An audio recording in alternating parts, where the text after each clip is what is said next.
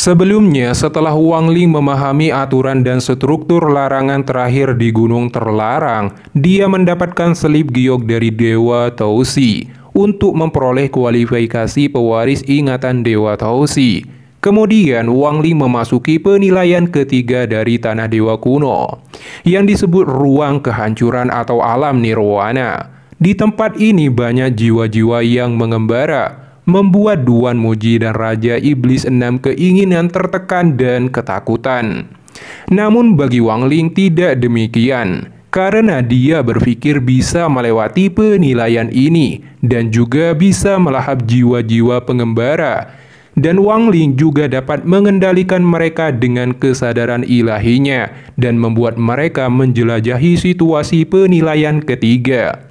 Meski demikian, dia masih memahami bahwa tingkat kultivasinya sangat rendah. Jadi Wang Ling memutuskan untuk segera pergi meninggalkan penilaian ketiga ini. Mengantisipasi resiko, guys.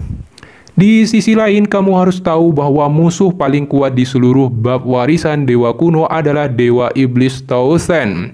Dia berada di level kekosongan misterius. Dia adalah pemikiran jahat dari Dewa Tausen, berasal dari klan Dewa Kuno, dari keluarga kerajaan Bintang 8, dan terjebak di lautan darah Dewa Iblis.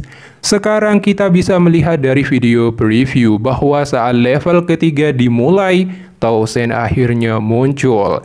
Dia memiliki rambut panjang berwarna ungu, mengenakan jubah merah, dan fitur wajahnya yang menawan.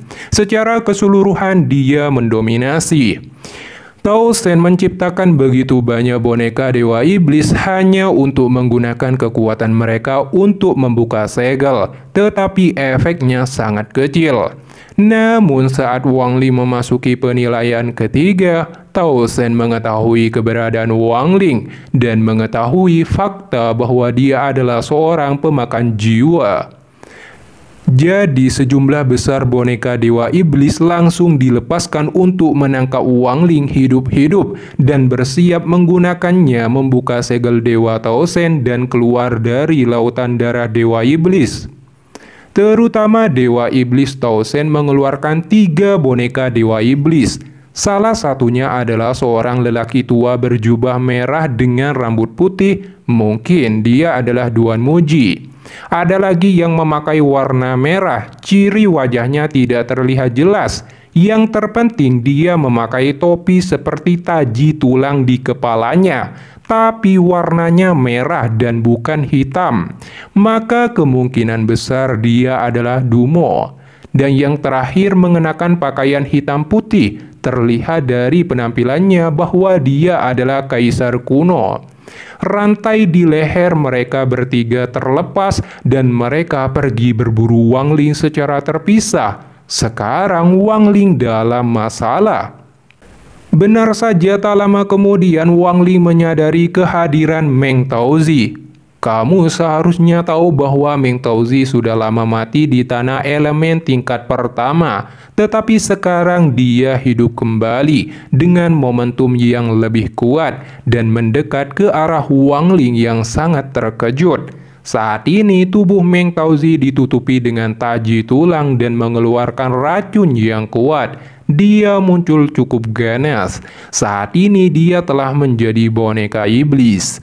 Namun Wang Ling dengan taktiknya menggunakan jiwa-jiwa pengembara, dia membawa Meng Taozi ke tempat di mana Raja Iblis 6 keinginan.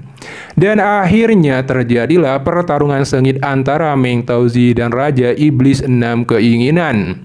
Sangat disayangkan kekuatan Meng Taozi telah mencapai tahap akhir formasi jiwa. Dia dengan mudah mengalahkan Raja Iblis 6 keinginan. Tidak hanya melukainya secara serius, tetapi juga berhasil menangkapnya. Untungnya ketika boneka iblis Meng Taozi akan memberikan pukulan mematikan pada Raja Iblis 6 keinginan yang terikat, sosok boneka Dewa Iblis turun dari langit secara mendominasi. Hanya dengan satu gerakan, serangan Meng Taozi dipatahkan dan Raja Iblis 6 keinginan terselamatkan. Orang ini adalah Tianmo Xinren, guru dari Raja Iblis 6 keinginan. Dia mengenakan baju besi ungu tua dan tubuhnya juga ditutupi dengan taji tulang yang padat, memancarkan aura dingin. Meskipun Tianmo Xinren dan Meng Taozi sama-sama bonekanya Dewa Tao Shen, namun jiwa Tianmo Xinren tidak diambil dari tubuhnya, melainkan secara sukarela menjadi boneka Dewa Iblis. Karena sejak ribuan tahun yang lalu, dia menemukan warisan para dewa kuno. Tetapi dia tidak bisa memasuki lautan kesadaran dewa kuno Tausi. Jadi dia berpikir membuka sebuah jalan. Jadi ketika dia memasuki tanah dewa kuno untuk kedua kalinya ribuan tahun yang lalu, dia dengan sengaja memalsukan kematiannya dan menjadi boneka dewa iblis. Raja Iblis 6 Keinginan adalah langkah pertamanya untuk mendapatkan warisan dari dewa kuno. Sekarang Raja Iblis 6 Keinginan telah kembali. Sekarang saatnya Iblis Tianmo Xinren mengambil warisan dari dewa kuno. Meskipun Tianmo Xinren menyelamatkan Raja Iblis 6 Keinginan, dia sebenarnya ingin melahapnya. Dan akhir dari muridnya ini dibunuh. Jadi pada akhirnya meskipun Tianmo Xinren membuka jalur lautan kesadaran, dia hanya bisa menangkap dan memanfaatkan Wang Ling, tapi gagal juga. Malah mempermudah Wang Ling memasuki warisan dewa kuno.